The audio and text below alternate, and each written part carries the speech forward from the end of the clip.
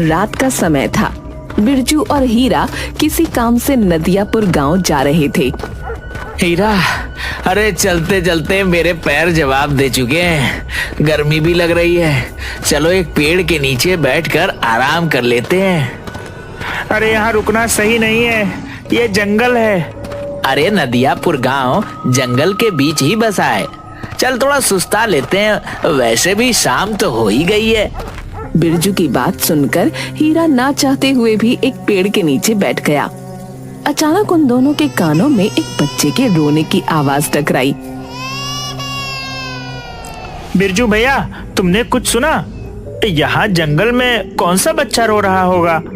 आवाज तो मेरे भी कानों में आ रही है, चलो चलकर देखते हैं। बिरजू और हीरा आसपास नजर दौड़ाने लगे। तभी उन दोनों की नजर एक बच्चे पर पड़ी। वो दोनों उस बच्चे के करीब चले गए। बिरजू भैया, यह बच्चा तो यहाँ अकेला है, यहाँ तो आसपास कोई मौजूद नहीं। बिरजू उस बच्चे को गौर से देखने लगा। उसके चेहरे पर डर और भय के साए लहराने लगे। यहाँ से भाग हीरा। अरे क्या हुआ? अचानक तुम्हारा चेहरा फटे हुए पपीते जैसा कैसे हो गया? हीरा, गौर से देख, ये बच्चा कोई इंसान का बच्चा नहीं बल्कि कागज का बच्चा मालूम पड़ता है। बिरजू के कहने पर हीरा उस बच्चे को गौर से देखने लगा। बिल्कुल सही कह रहे हो बिरजू भैया, यहाँ से भागो। वो दोनों डरते हुए वहाँ से भाग गए।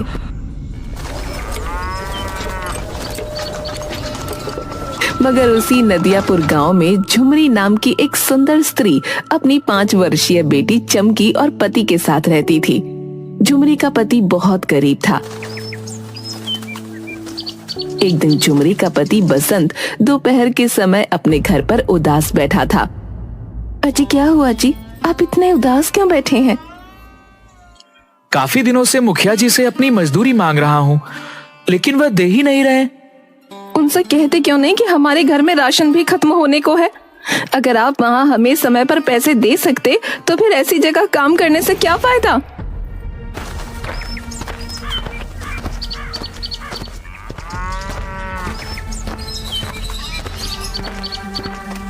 क्या बात है बसंत, तुम यहाँ कैसे?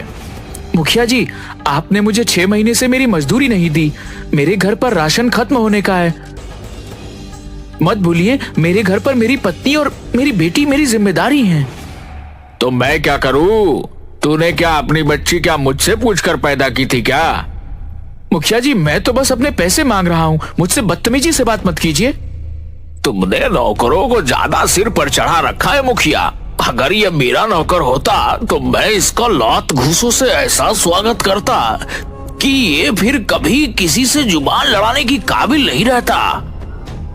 तो फिर इस नेक काम में मैं क्यों देरी करूं? इतना बोलकर मुखिया बसंत को बुरी तरह से पीटने लगा और उसे धक्के देकर बाहर निकाल दिया। जा, नहीं देता तेरे पैसे। जिससे शिकायत करनी है कर ले, जो उखाड़ना है उखाड़ ले। बसंत रोते हुए घर आ गया।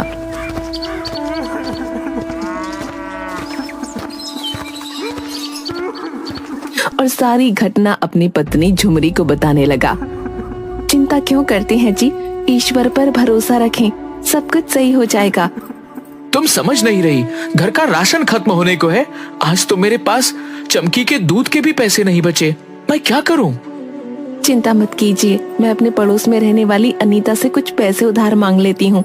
आप बस ऐसे उदास मत बैठिए और हाँ, कभी भी हिम्मत मत हारिएगा। झुमरी की बात सुनकर बसंत मुस्कुरा दिया। कुछ देर बाद झुमरी पड़ोस में अपनी दोस्त अनीता के घर गई। आओ झुमरी, मैं तुम्हारा ही इंतजार कर रही थी। अगर तुम नहीं आती तो कुछ देर में वैसे ही मैं तुम्हारे घर आने वाली थी।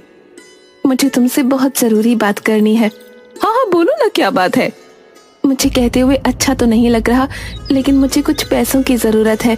वो क्या है ना, आजकल मेरे पति को कहीं काम नहीं मिल रहा। बोल रहे थे बाजार में काफी मंदी चल रही है। ये बात तो सही है, सभी जगह बुरा हाल है झुमरी। इतना कहकर अनीता ने कुछ पैसे झुमरी के हाथ में पकड़ा दिए। मैं तुम्हारे ये पैसे बहुत जल्दी चुका दूंगी। अरे जब मर्जी आए तब चुका देना, लेकिन ऐसा कब तक चलेगा? मैं कुछ समझी नहीं। देख झुमरी, आजकल का जमाना बदल गया है। मुझे देख, मेरे पति भी काम करते हैं और मैं भी काम करती हूँ। क्यों ना तुम भी अपने पति का हाथ बटाना शुरू कर दो, कुछ पैसे घर आएंगे तो अच्छा ही होगा। तुम सही बोल रही हो अनीता, मन तो मेरा भी बहुत करता है, लेकिन मुझे कोई काम भी तो नहीं आता। तुम उसकी चिंता मत करो झुमरी, मैं कागज के बहुत अच्छे खिलौने बनाती हूँ। तुम चाहो तो मैं तुम्हें सिखा सकती हूँ। जिस तरह से बाजार में मैं ठेला लगाकर कागज के खिलौने बेचती हूँ, उसी तरह तुम भी बेचना, एक से भले दो। झुमरी को अनीता का ये उपाय पसंद आया। उस दिन के बाद झुमरी अनीता के साथ कागज के खिलौने बनाना सीखने लगी और कुछ ही दिनों में झुमरी कागज के खिलौने बनाने में निपुण हो गई।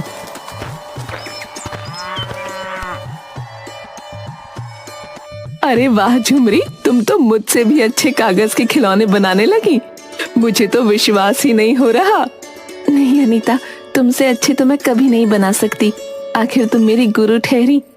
ठीक है झुमरी, तुम पहले इम्तिहान में तो पास हो गई, बल्कि यूं कहो फर्स्ट डिवीजन से पास हुई हो। और तुम्हारी दूसरी और आखिरी परीक्षा और होनी है। अब मुझे कौन सी परीक्षा पास करनी है? कल तुम मेरे साथ बाजार में खिलौने बनाकर बेचोगी, देखते हैं किसके खिलौने ज्यादा बिकते हैं। अगले दिन झुमरी अनीता के साथ दूसरा ठेला लगाकर कागज के खिलौने बेचने के लिए खड़ी हो गई। कुछ ही देर में झुमरी के सारे खिलौने बिक गए। अरे वाह झुमरी, मेरे ठेले में तो कुछ थोड़े खिलौने बचे हैं, लेकिन तुम्हारे तो सारे खिलौने बिक गए। कहीं तुम्हें बुरा तो नहीं लगा? अरे इसमें बुरा लगने वाली क्या बात है, ईश्वर हर किसी को अपना अपना नसीब देता है। उस दिन के बाद अनीता और झुमरी रोज सुबह बाजार में कागज के खिलौने बेचने जाती। शाम तक झुमरी के सारे खिलौने बिक जाते। झुमरी के दिन अब बदलने लगे थे। एक दिन बसंत झुमरी से बोला, मैंने जरूर पिछले जन्म में कुछ अच्छे पुण्य किए होंगे झुमरी, जो मुझे इस जन्म में तुम्हारी जैसी पत्नी मिली। ऐसी बातें क्यों करती हैं जी? अगर पति पत्नी के हर दुख में पति उसका साथ देता है, तो क्या पत्नी उसके दुख में उसका साथ नहीं दे सकती? मैं तुम्हें यह बताने के लिए आया हूँ कि मुझे चौधरी के खेतों में काम मिल गया है। ये तो बहुत अच्छी बात है जी, अब हमारी कमाई दुगनी हो जाएगी। अब हम अपनी बिटिया रानी को अच्छे स्कूल में एडमिशन दिलवा सकेंगे। झुमरी की बात सुनकर बसंत मुस्कुराता हुआ वहां से चला गया। एक दिन की बात है, झुमरी और अनीता बाजार में ठेला लगाकर कागज के खिलौने बेच रही थीं कि तभी मुखिया कुछ लोगों के साथ वहां आ गया। कैसी हो झुमरी? देख रहा हूँ तुम्हारे खिलौने आजकल बहुत ज्यादा बिक रहे हैं, और तो और तुम्हारे वस्त्र भी बता रहे हैं कि तुम्हारी आमदनी अच्छी हो रही है। सब ईश्वर की कृपा है मुखिया जी। यहाँ कैसे? बात यह है झुमरी कि हमारा गांव दो नदियों के बीच में है। वर्षा प्रारंभ होने वाली है और मुझे सूचना मिली है कि इस बार हमारा गांव भयंकर बाढ़ की चपेट में आ सकता है। इस तरह से तो गांव वालों का जीवन यापन बर्बाद हो जाएगा। इसीलिए मैं चंदा इकट्ठा कर रहा हूँ। झुमरी, तुमसे भी मैं चंदा लेने आया हूँ। झुमरी ने उस दिन की सारी कमाई मुखिया के गुल्लक में डाल दी और साथ ही साथ उसकी दोस्त अनीता ने भी। झुमरी, मैं सारे गांव वालों से चंदा लेकर उनके लिए शहर से अच्छे कंबल और बहुत सी खाने पीने की वस्तुएं लेकर आऊंगा। मुझे तुम पर विश्वास नहीं है मुखिया जी। वैसे भी तुम मेरे पति की 6 महीने की तनख्वाह रोके बैठे हो। देखते हैं गांव वालों की कितनी मदद करते हो। अरे तुम अभी तक अपने पति की मार को दिल पे लगाए बैठी हो, मगर वह मुझे आकर बदतमीजी से बात कर रहा था। इतना कहकर मुखिया वहां से चला गया। दिन ऐसे ही बीतने लगे, मगर झुमरी ने देखा कि मुखिया शहर से कुछ भी लेकर नहीं आया। एक दिन की बात है, मुखिया अपने मुनीम प्रेमचंद से बातें कर रहा था। झुमरी अपने पति बसंत के साथ काम से जा रही थी। मुखिया को देखकर झुमरी मुखिया से बोली, मुखिया जी, 1 महीने पहले आप सारे गांव वालों से चंदा लेकर गए थे, ये बोलकर कि हमारा गांव भयंकर बाढ़ की चपेट में आने वाला है, वर्ष प्रारंभ होने वाला है, मगर मुझे तो अभी तक कोई इंतजाम नहीं दिखता। झुमरी की बात सुनकर मुखिया बुरी तरह से तिलमिला कर रह गया।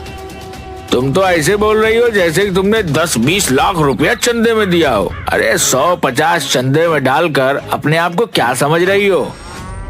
मुखिया जी, आपको इस तरह से मेरी पत्नी का अपमान करने का कोई अधिकार नहीं। मुंह बंद रख बसंत, पिछली बार की माल भूल गया क्या? गांव में तेरी पत्नी के अलावा न जाने कितने लोगों ने मुझे चंदा दिया है।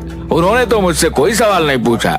यहाँ से चला जा वरना तेरा फिर से मार मार कर बुरा हाल कर दूंगा।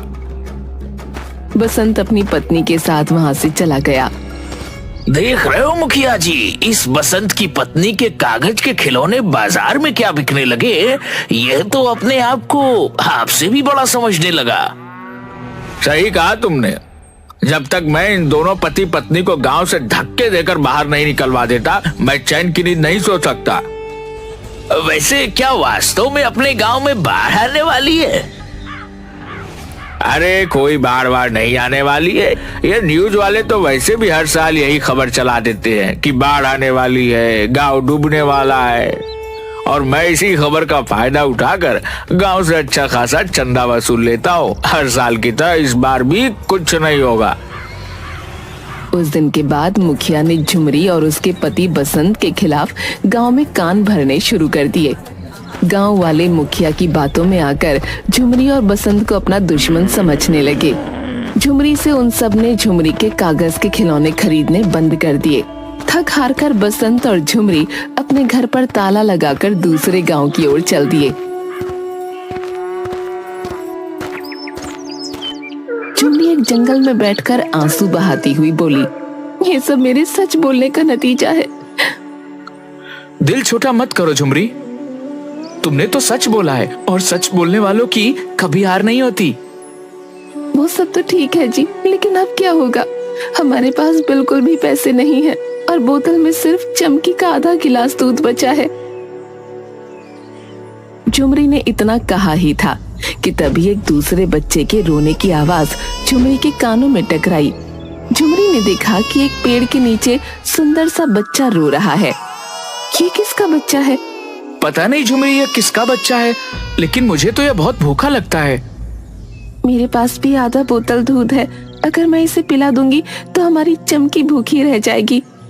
चिंता मत करो झुमरी, यह बच्चा कई दिनों का भूखा मालूम पड़ता है, पहले इसे दूध पिला दो।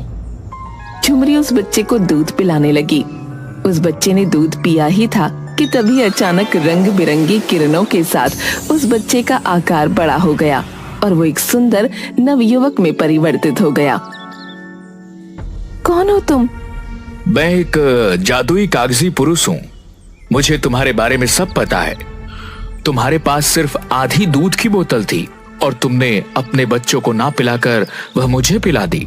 मैं तुम्हें वरदान देता हूँ कि तुम अब से जो भी कागज के खिलौने बनाओगी उनमें जादुई शक्तियां आ जाएंगी। और मैं तुम्हें एक राज की बात बताने वाला हूँ। तुम्हारा गांव भयंकर बाढ़ की चपेट में आने वाला है। कल तुम्हारे गांव में तबाही ही तबाही मच जाएगी। इतना कहकर सुंदर पुरुष वहाँ से गायब हो गया।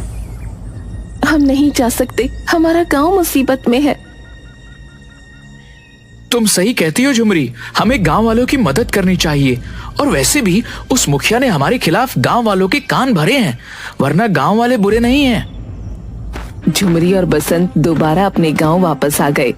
झुमरी ने कल की तैयारी करनी शुरू कर दी। उसने एक बहुत सुंदर कागज की नाव बनाई। उसने उस नाव में अलग अलग तरह के बहुत सुंदर सुंदर घर बनाए। देखते ही देखते उसकी कागज की सुंदर बड़ी नाव बहुत बड़ी हो गई और एक विशाल नाव में परिवर्तित हो गई। झुमरी अपने परिवार को लेकर उस नाव में चली गई। अरे झुमरी, यह तो लग ही नहीं रही कि ये कागज की है। इसकी दीवारें तो पत्थर से भी मजबूत मालूम पड़ रही हैं। उसने सही कहा था, इसके अंदर अद्भुत जादुई शक्तियां आ गई हैं। अगले दिन भयंकर बारिश शुरू हो गई। देखते ही देखते पूरे गांव को बारिश की बाढ़ ने अपनी चपेट में ले लिया। गांव वालों में हाहाकार मच गया और झुमरी नाव बाढ़ में तैराने लगी। झुमरी ने देखा कि उसकी दोस्त अनीता पानी में डूब रही थी। झुमरी ने तुरंत नाव को वहां जाने का आदेश दिया। अनीता, कागज की नाव के ऊपर आ जाओ। ये कैसा चमत्कार है? वो सब बातें बाद में करेंगे, पहले अपने परिवार को लेकर ऊपर आ जाओ। तुम्हारा परिवार सुरक्षित रहेगा। अनीता अपने परिवार को लेकर नाव पर चढ़ गई। उसने गांव के सभी लोगों को झुमरी की नाव के ऊपर ले लिया सिवाय मुखिया के घर को छोड़कर। मुखिया दौड़ता हुआ आकर बोला, मुझे भी नाव में ले लो झुमरी, मुझे माफ कर दो, मुझसे बहुत बड़ी गलती हो गई। मेरा दिल तुम्हारी तरह नहीं है मुखिया जी, आओ अपने परिवार को लेकर नाव के ऊपर आ जाओ।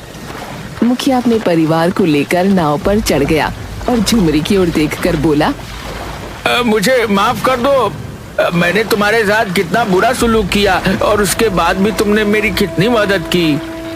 मुखिया जी, हमें हमेशा दूसरों की मदद करनी चाहिए, पता नहीं कौन कब किसके काम आ जाए। तभी अनीता झुमरी से बोली,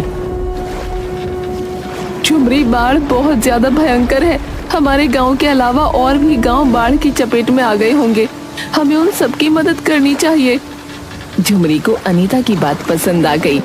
झुमरी अपनी जादुई नाव को लेकर दूसरे गांव में गई और वो सबकी मदद करने लगी।